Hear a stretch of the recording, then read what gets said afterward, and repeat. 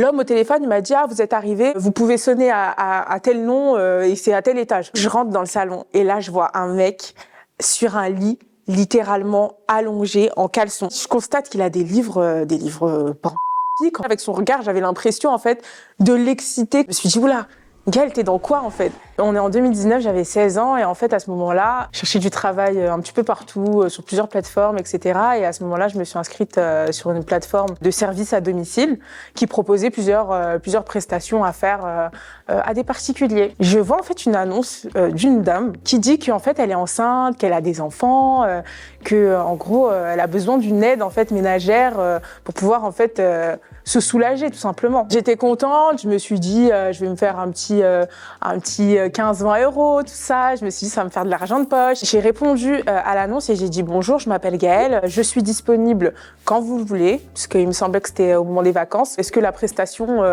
vous intéresse toujours? Et là, elle me répond, oui, la prestation m'intéresse toujours. Ce sera à telle adresse, donc c'était sur Paris. Elle m'envoie un numéro. Je me suis dit, bon, ok, c'est parfait. Elle me dit, oui, vous êtes de quelle origine? Je lui réponds, en quoi mon origine a un impact sur ma façon de nettoyer, en fait, je comprends pas. Et là, elle me dit oui, qu'avant, il y avait une petite Marocaine qui faisait le ménage pour elle, qu'elle s'entendait bien avec elle. Donc je me suis dit, bon, écoutez, tant mieux pour vous, mais ce n'est pas mon origine.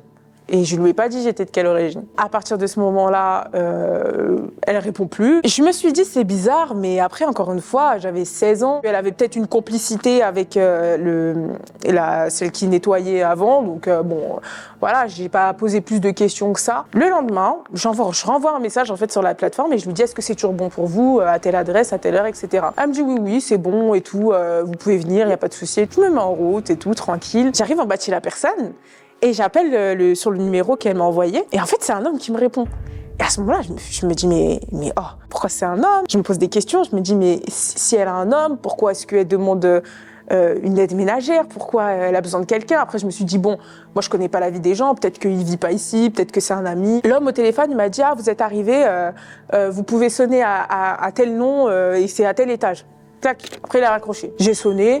Il a ouvert direct, donc je suis montée, je suis arrivée devant la porte est entrouverte. Dès lors que la porte elle est entrouverte comme ça et qu'il y a personne qui m'accueille, je commence à comprendre en fait qu'il y a un truc bizarre. Donc en fait, je pousse un peu la porte. L'entrée, c'est une espèce de long couloir. Il y avait aucun bruit dans l'appartement. Tu vois juste des vêtements d'hommes, des chaussures d'hommes et tu te rends compte direct en fait qu'il y a pas de famille en fait finalement là. J'ai pas peur, je suis juste tellement énervée que j'avais juste envie de trouver en fait c'est qui cette personne qui venait entre guillemets de m'arnaquer. J'ose rentrer entièrement, je ferme la porte derrière moi et plus j'avance dans le couloir, plus ça sent le propre en fait. Genre ça sent vraiment quelqu'un qui vient de faire le ménage. Comme si en fait la personne c'est un invité en fait qu'elle attend et c'est pas quelqu'un qui vient faire le ménage. Et je vois la salle de bain elle est propre, je vois que ça a été nettoyé, ça brille, il y a rien par terre et tout. Je regarde à gauche, je vois que les murs sont propres, que tout est propre et tout. Entre le moment où je suis arrivée devant la porte et le bout du couloir, il y a encore une fois personne qui m'a fait signe, qui m'a dit ouais vous pouvez rentrer ou pas de voix, rien. Je rentre dans le salon et là je vois un mec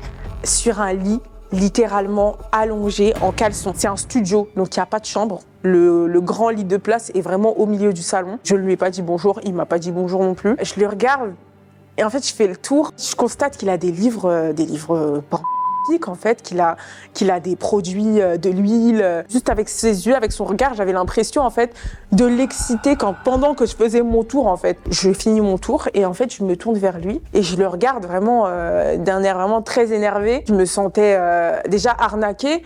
Et aussi, j'avais la rage et je me suis dit qu'en fait, je me suis déplacée pour rien, que le mec, il est en train de me faire perdre mon temps. Je lui ai dit, mais pourquoi vous avez fait ça? Et il me dit, ouais, comme quoi, s'il m'avait dit la vérité, en fait, je serais pas venue. Je lui ai dit, en effet, je serais pas venue. Il y a des gens qui acceptent de faire ça. Moi, c'est pas mon cas, donc je comprends pas pourquoi vous êtes obligés d'arnaquer les gens en mettant des fausses annonces, en fait. Il me dit oui, mais avant, j'avais fait la même chose. Il m'a dit comme quoi, avant, il y avait une petite Marocaine qui faisait du ménage en tenue légère et elle me faisait des massages naturistes. Et en fait, à ce moment-là, je reste bloquée. Je savais pas, en fait, ce que ça voulait dire massage naturiste, mais j'ai compris en regardant ce qu'il avait dans son salon. Je savais que c'était ce qu'il voulait, en fait, qu'il voulait que je le masse. J'étais choquée. En fait, il y a plein de questions qui se posaient dans ma tête. Je me suis dit, oula, Gaël, t'es dans quoi en fait? Est-ce que c'est vraiment ce que t'es en train de vivre? Est-ce que t'es vraiment tombé sur un fou en fait? Il a vu à ma façon de parler que j'étais pas majeure,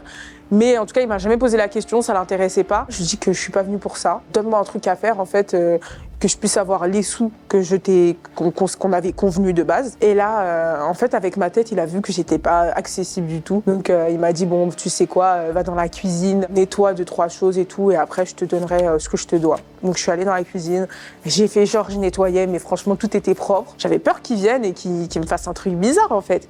Donc genre peut-être 10 minutes après, je ressors et je lui dis c'est bon, j'ai terminé. Il me tend 30 € et tout. Et il me dit ouais et tout, tu sais que tu pourrais me faire bien plus que ça. Je te retire 100 €, 200 € tout de suite et tout si tu veux me faire un massage, etc.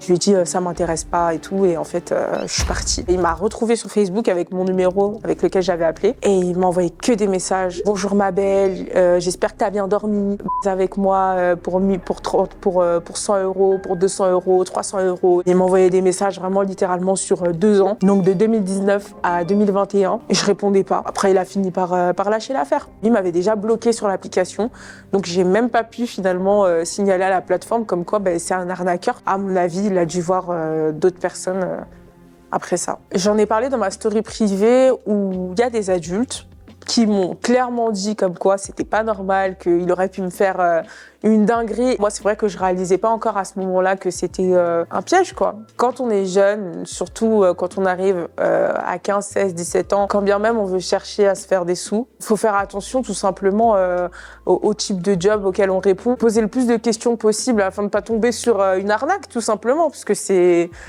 fréquent, hein, finalement, aujourd'hui.